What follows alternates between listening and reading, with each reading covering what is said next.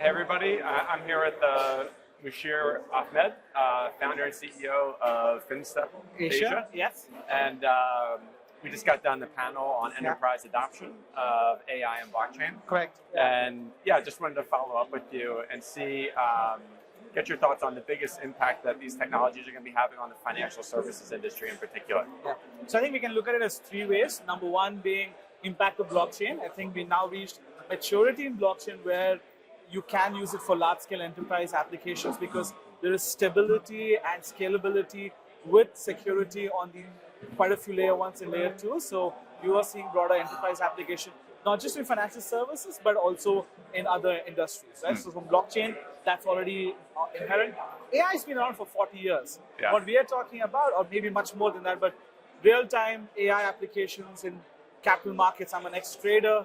You would see that being used for investment for many years. Millennium started it in the 80s, but it has been around. But what's changed is you're going from predictive AI to looking at things which are looking at patterns to now it is generative AI, right? The ChatGPT conversation and with large language models because there's so much more data available. So I think predictive AI has already been part and parcel of financial services. Right.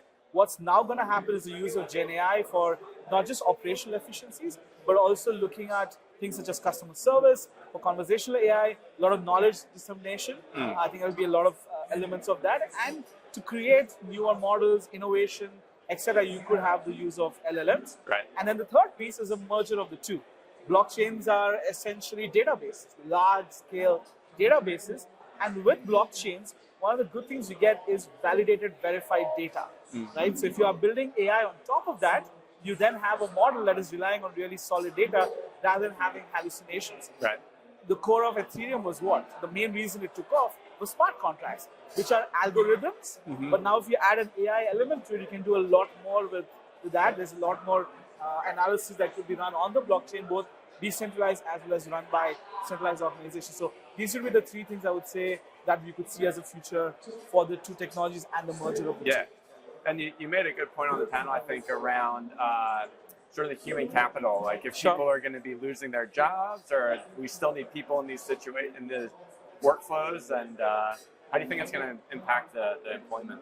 I think it's a conversation of whether there will be jobs lost, yes, but will people lose their jobs? Maybe not. What I mean by that is you will have certain jobs that will go away and will be executed by AI agents. As an example, customer services is a classic example, but you still need people to operate these agents. Right. So using the analogy of manufacturing, when you have robots on the floor, you do have people who need to operate that. Right? It's taken away workers, but there's still skilled workers who are operating these machines. Right. So that's what is going to happen. So there's going to be a change in skill set.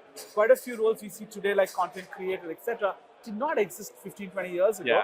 So there'll be newer roles. So people need to be able to not understand the weeds of the technology, like how does the LLM work, but how can you use this to make your work better? If you can make the case for it, then your employers are also happy keeping you because it's still going to take 3 to 5 years where you can have independent AI models running fully in a regulated environment. So I still think there is an opportunity for upskilling, but it's not a significant upskilling. It's a common sense upskilling that's required, and AI will make that easier.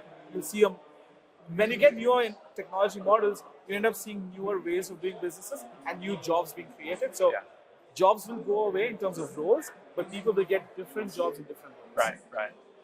And then just real quick, I wanted to ask you about FinStep Asia. What you're focusing on there? I think you've been doing some work in the Middle East.